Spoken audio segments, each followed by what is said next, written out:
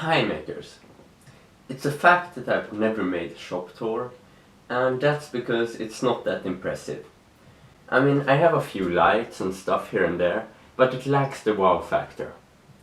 Also, it is far too small to both live in and make projects in. I mean, a quarter of the room is taken up just by the bed, and so there really isn't much room for anything else. It's also quite messy most of the time, as I work on projects frequently. That's a lie. And so stuff is basically everywhere. Part of the problem is just how I work, but another part is that I don't have dedicated storage space for many things. In this video, we'll be combating the latter by making an ultra-compact organizer. I actually thought about just buying one of these, but I only managed to find these standard garage type metal and plastic carts. They were quite pricey and also seemed to have few functions besides the drawers. So I decided to design one which should be as cheap as possible, generate as little waste as possible, and the things it will house should also be easy to access. It will be able to accommodate all my paintbrush and paint stuff, my drill, soldering iron, glue gun, all sorts of glue, pens, tweezers, files, pliers, cutters and other tools, model paints, tapes and wire, spray paints, drill bits, sandpaper and WD-40. It also has 3 drawers to store all my junk, a mount for my studio light, a hidden air compressor, a paper dispenser and a band-aid holder, which is my most frequently used tool by far. As you can see, this fits most needs of a maker. Now, let's get making!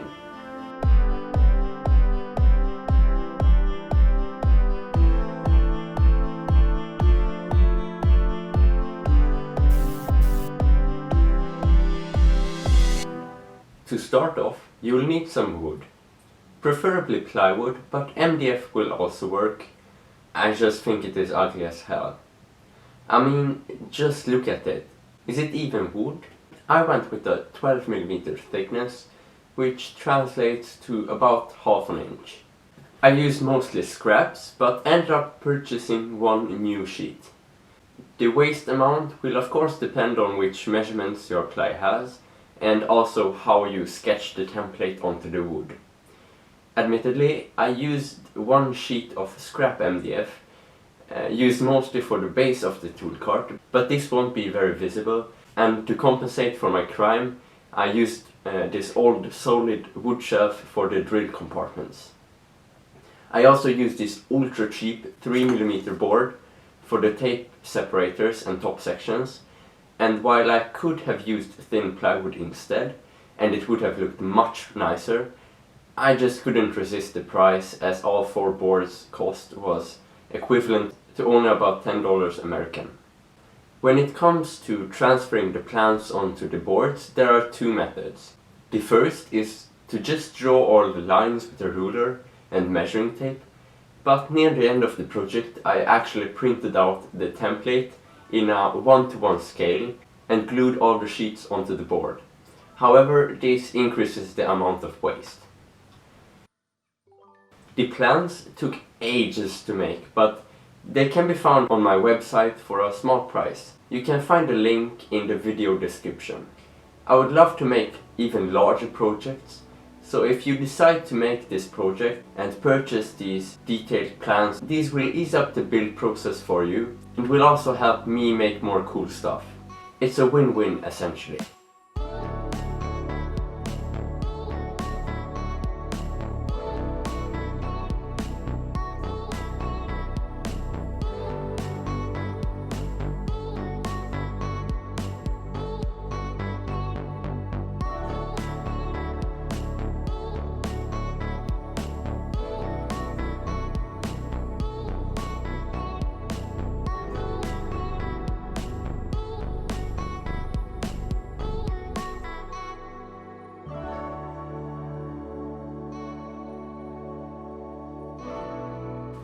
To cut out the wood, I used a hacksaw, a Japanese saw and a circular saw. These are tools that most people have or are cheap to buy. It was a huge fail, as literally into my second cut I totally messed up because the guide piece wasn't entirely secured. Anyway, measure once, cut twice, or the other way around. I use this circular saw for most cuts.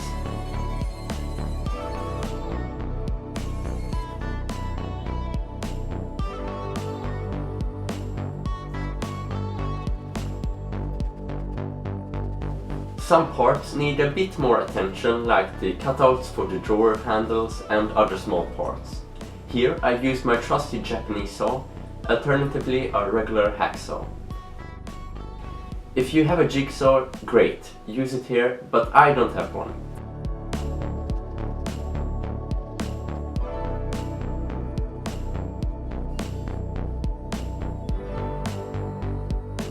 I also use my drill with the hole saw at some occasions.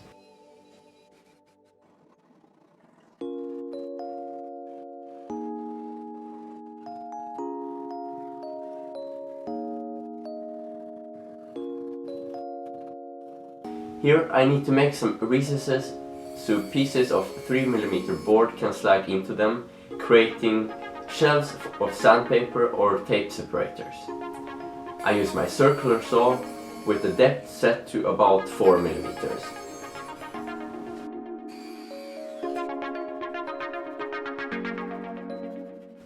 I decided to cut up all the parts before starting the assembly process, but you can just as well cut as you go. As mentioned before, I use scraps such as this MDF for some parts of the tool cart and OSB for others, as well as this sheet of ply which I have been using for spray painting to cover up the table. Of course, none of these are pretty, but I try to use as much of them as possible while still hiding the majority, or using these in a way so only the cross sections are visible.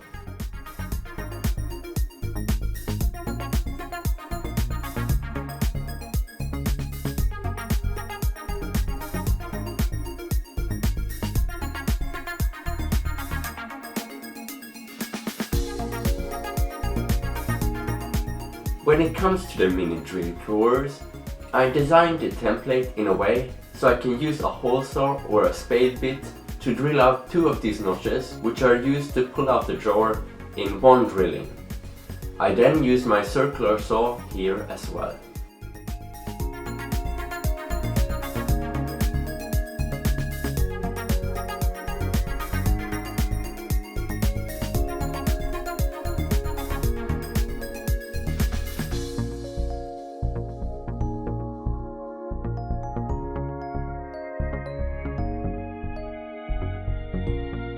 I initially planned on cutting out the thin board parts like sandpaper holders with the circular saw as well, but it seemed way too overkill and the board couldn't really support the weight of the saw as it was quite flimsy. Also, some tear out occurred, which can be minimized by switching to a handsaw. To further minimize tear out and also save time, I stack multiple parts of the same kind on top of each other when drilling out holes. For example, for the tape separators or the sides of the drill drawers.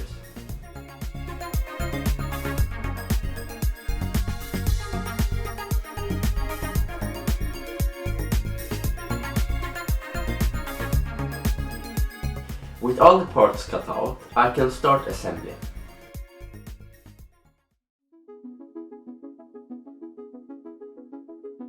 I use mostly cheap wood screws and wood glue for this job. There are probably better ways to assemble this, but I start by securing this MDF piece to the central center sheet. I then secure them to the back piece. Here I am always checking to make sure everything is square.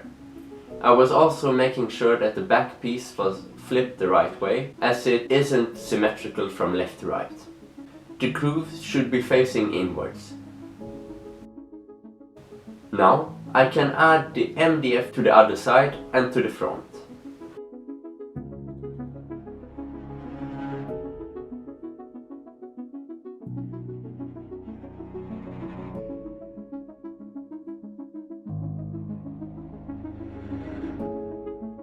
I also secured the right centerpiece and the left centerpiece. Next, I want to make sure everything will fit, so I placed the top center sheet in its place and attached the front piece. Being aware here too that the slots should be facing inwards.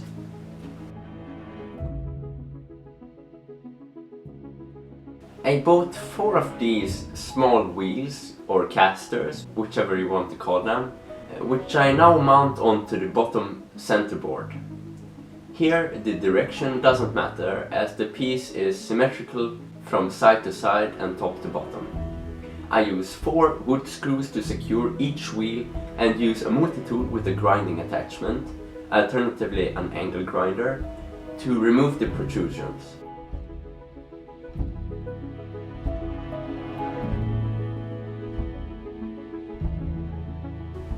I need to secure this base piece, but I can't flip it upside down as it wouldn't be stable. So I use 2 chairs to support it and secure the screws in this rather awkward fashion. The camera angle is pretty bad too.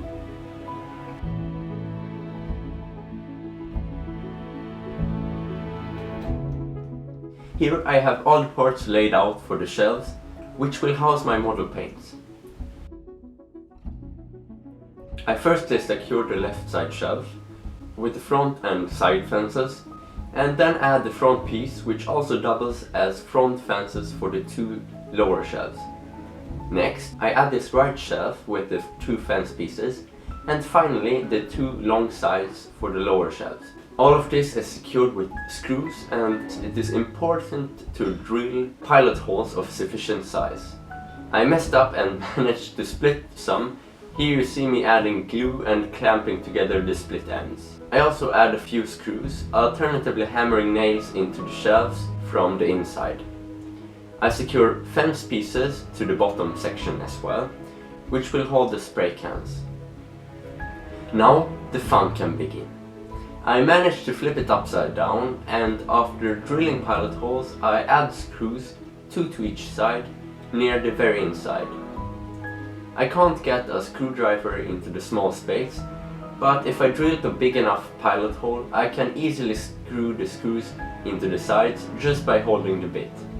After placing my small airbrush compressor into the compartment, I secure it in place with 2 lengths of twine, which I route through the holes in the compressor, which had the legs on previously.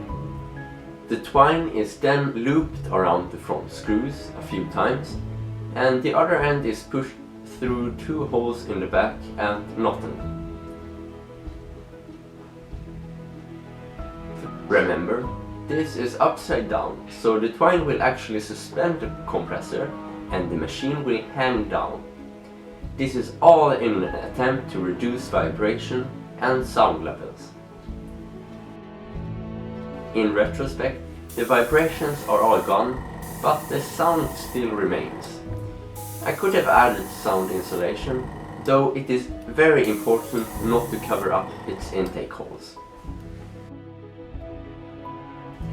I secure the top with a few screws, and then add 2 center dividers to the sides. It is important that they are perfectly centered and square, as the shelves won't fit perfectly. I also pay attention to the orientation, as the 34mm high shelf should be on the bottom. Speaking of shelves, I'll add them right now. I slide them in with the smooth side upwards. I repeat this on the other side as well, and I also secured a centerpiece to the right and left side. These pieces of ply will separate the shelves from the inner compartment, so that sandpaper can't get into what will later become the housing for all the electrical cords.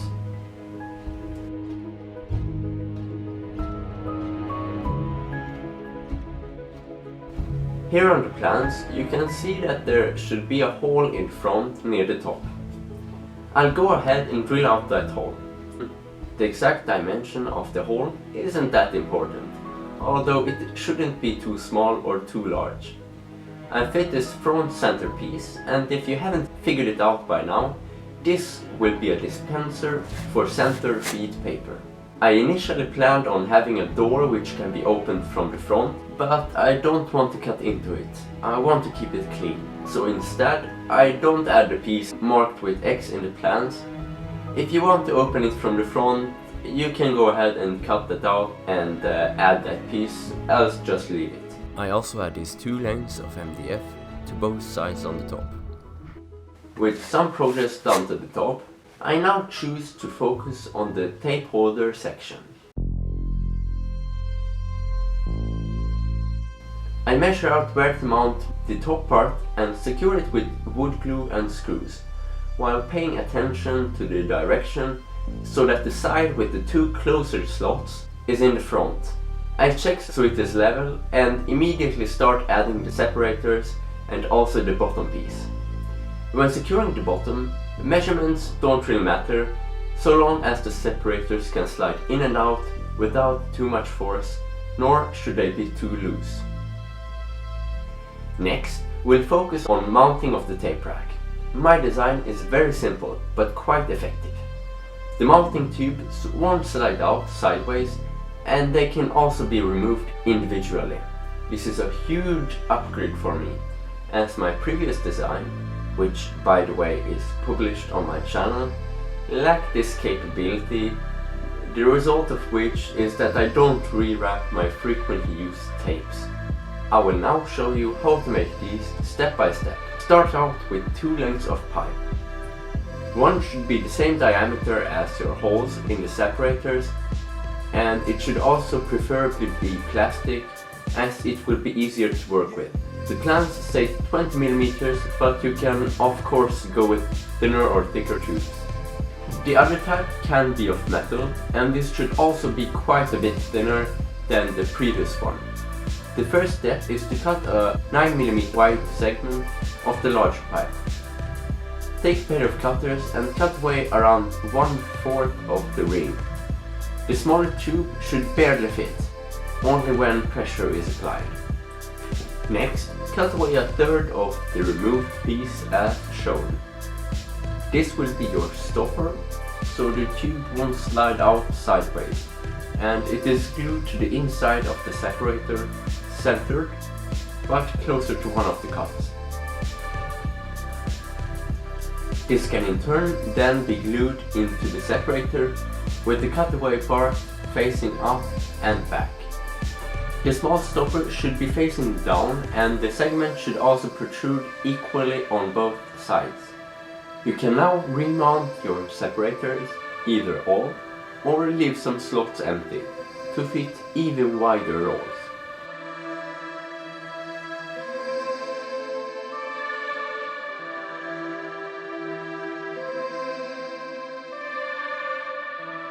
The space between 2 separators is measured, and the tube of the smaller type is cut to length. Now add a roll of tape, push in your tube section, line it up with the cuts, and pull down. Your tape should now be mounted. I cut 4 10 cm long lengths of this M4 threaded rod. I add a locking nut to one end and push it through the 4 mm holes in the front separators. Wing nuts are added for easy disassembly. These will hold smaller tapes like electrical or cellophane tapes. Now let's do the section below, the drill bit holders. So I thought you would like to take part in the problem solving part of this project, so I just marked you down. So here we have the small drawers or kind of boxes that you pull down, and this is for the drill bit. Doesn't work because this is obviously too thick. So basically the problem is that I wasn't thinking that when this goes down, the sides also intersect with the bottom piece, and that's obviously a huge mistake. Obviously need to fix these, which go there, right there, in place of that one, and over there. so these will need to be a few millimeters thinner, and also this needs to be sloped, kind of a chamfer. So I take out my circular saw and remove some of the width with an angled setting to give it a chamfer. For you, this won't be an issue, as I have the updated measurements in the plans with the added angle. This angle will stop the holders from flipping upside down. I secure these with wood glue and screws. This shaft needs to go through everything, including these long pieces. How am I going to drill all the way through this? I obviously can't do that. Now, to save both time and material, I instead want to remove around a quarter of each existing piece as shown, so the rod can fit through. Now, here comes the part where you should seriously consider looking away or skipping ahead. You should not, I repeat, not do this by any means. So I take the circular saw, mount it on top of a board with clamps and start sawing. Kickback can and does occur when one chooses this stupid method, but luckily I stand to the side. I add a few more boards and saw into the other side as well. A few parts do break, but these can be glued up later. I have cut out, but not yet drilled out the holes in the sides of these holders, so I'm doing that now. I stack them up and drill through several at once, saving time. The assembly is pretty straightforward. I take a front and the rear piece of the same length and secure the sides to the front with wood glue where the sides are wider. I add the rear piece and secure it with clamps while the glue is drying. I glue the bottom into place, with it touching the rear and the notch facing down in the center. I also add this small piece of board, which the drills will roll onto, also with glue, and it's done. Now I just have to make a bunch more. While those dry, I continue on. I plan on having 3 drawers, so I bought 3 pairs of drawer slides. I cut out the drawer parts, 2 front parts from the inside of the top front part, and the rear parts from the other sheet of plywood and MDF.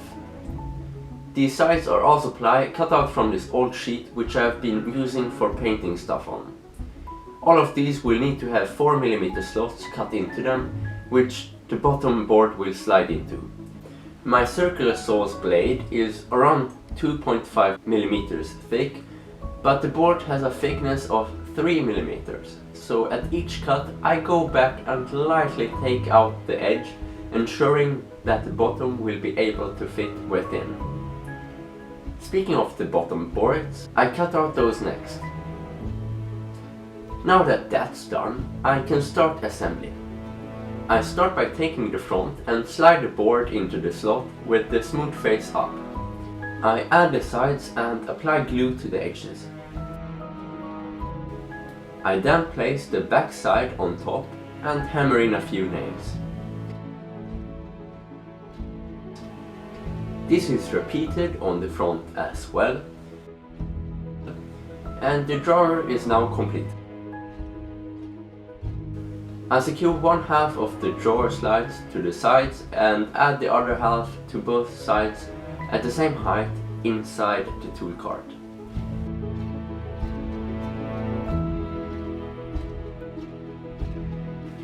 This is repeated 2 more times, though this step isn't easy. Because these drawers are so close to each other, it took me close to an hour of trial and error to adjust these drawers, so that they can all slide freely. It is hard for me to explain the process, but I'm sure there must be a better way than mine. I also removed the front part, as I just can't fit in the drawers else. At last, I manage and remount the front. The plans also include this compartment in the rear, which can be used to hold sheet metal and cubes.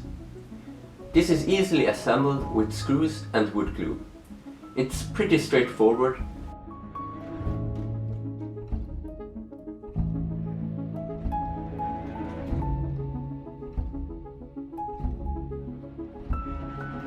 I use the compressor access hole to clamp it in place and secure it from the top and from inside. It isn't ideal, but since no one will see it, it's not that big of a problem if it's a bit rough. Now I want to have a sturdy tool cart, so I take this aluminum diamond angle and cut it to size. I make a few cuts so boards can still be removed and that the outermost drill drawer can still open. I add these to the front with a few screws. The back won't need these, as it is much more sturdy since it's one large sheet. I want a way to mount my studio light on the back side as well, so I take this length of pipe and drill a pair of holes in it. I secure it to a piece of scrap wood and mount both to the back. By now, the drill drawers have all dried, so I cut 4 62 cm long lengths of M4 threaded rod and set the drawers in place.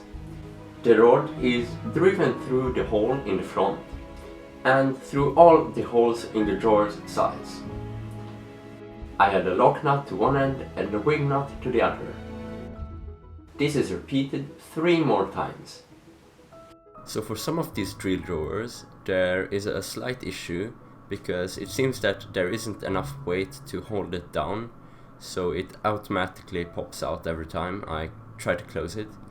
And so that can be fixed by either having a spring connected on the back to the center sheet, or here, as you see me, adding a small magnet to the bottom of the drill drawer and then having a bit of steel on the bottom section, on the bottom shelf that holds these up. I also want a small band-aid holder on the cart, so I 3D print this with an appropriate wood filament. I'll be sure to also include a file for this in the plans folder.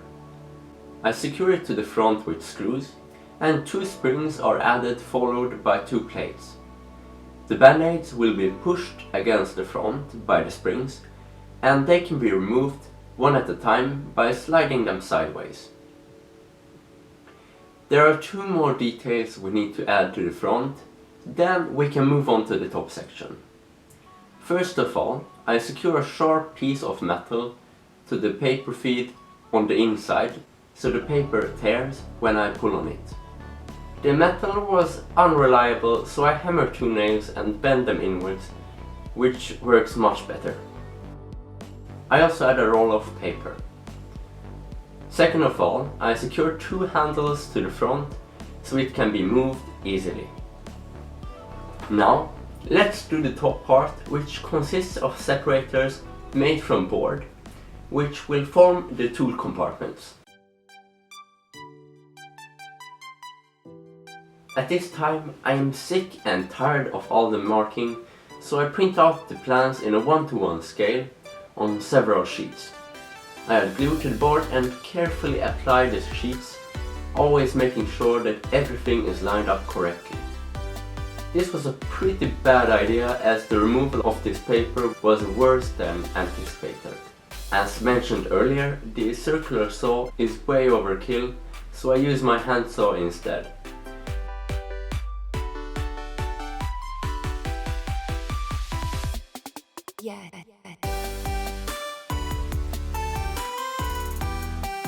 These parts will interlock in with each other, so most parts have these cuts made into them, where they'll meet with another piece. These cuts are made with the help of my circular saw. I adjust the depth to 3 mm and clamp it to a piece of OSB and board. This setup is much safer than when I did the drill drawers, as the gap under the saw is only 3 mm. So my fingers can't reach the blade. Some parts require a bit more attention, like this part, which needs some cleanup. Other parts need some drilling. Take this part for example, which will hold the tweezers. The base of the top is cut from the same type of board, and it needs some holes. It might look weird, but it will make sense in a moment. Now that all parts are cut, I spend the rest of the evening removing the template.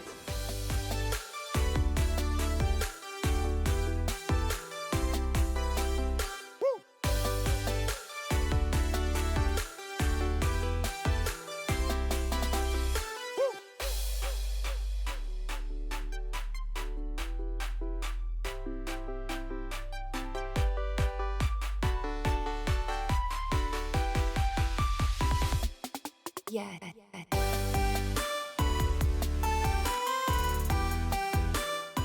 Let's add the top section. This step is quite tedious, but I assure you it's pretty straightforward. Some parts fit better than others, but tight fits can be fixed with a bit of sanding. Some gluing is needed, but far from all parts require it. Here you see me adding a few pieces of board, and they will hold the tweezer holder, creating a hidden compartment underneath.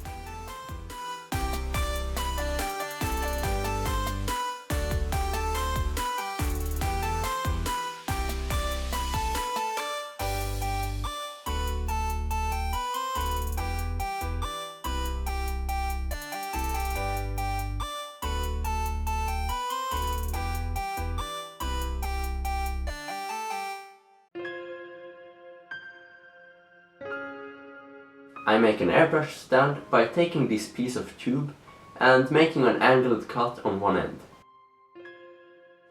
I cut into the other side and remove around half of its width.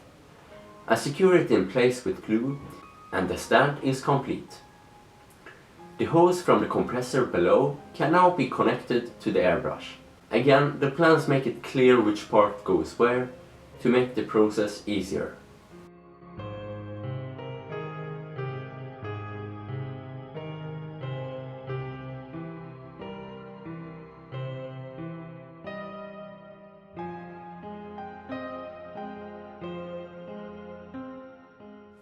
Now it's finally finished.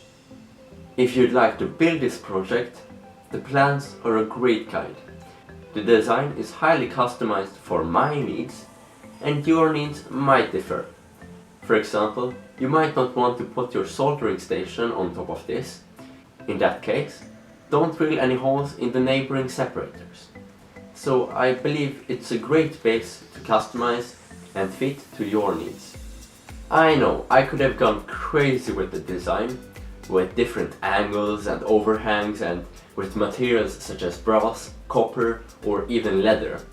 But then both the functionality per square meter and the project budget would have gotten worse. Instead, I focused on an affordable functional execution because when building an organizer, it needs no explaining that you obviously want maximum functionality, and it is also preferable to make it low cost, as it isn't really a project where you need materials of high quality. After all, I will be storing spray cans and drill bits, and not Rolex watches and Gucci slippers. Now don't let the mediocre quality fool you, for it can easily support my weight. This wasn't a highly technical project, consisting mostly of straight cuts. I would still think that certain steps, like cutting out the parts for the top section, can be a bit difficult for some. Now, waste-wise, the result was this in terms of non-recyclables. The big portion of what was left behind is from the wood. These two bags were filled.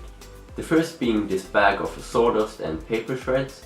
I would say I captured around 70% of this category. And then we have some smaller scrap wood which isn't worth saving. What was worth saving were these pieces of scrap which can be used for signs, bases and small enclosures for future projects to come. Admittedly, it looks like my planning was quite bad, as I ended up buying an extra sheet of board so I could cut out all the parts. Fortunately, it can be used for lots of projects, and I wouldn't really call it a scrap other than that I left behind this ugly edge. Now, time-wise, it takes around 4 weekends to build this tool cart, excluding the time it took to design it. So don't plan on finishing this within a Friday afternoon. In terms of cost, the total is equivalent to around $70 US. The cost will be higher or lower for you depending on if you use more or less scrap wood.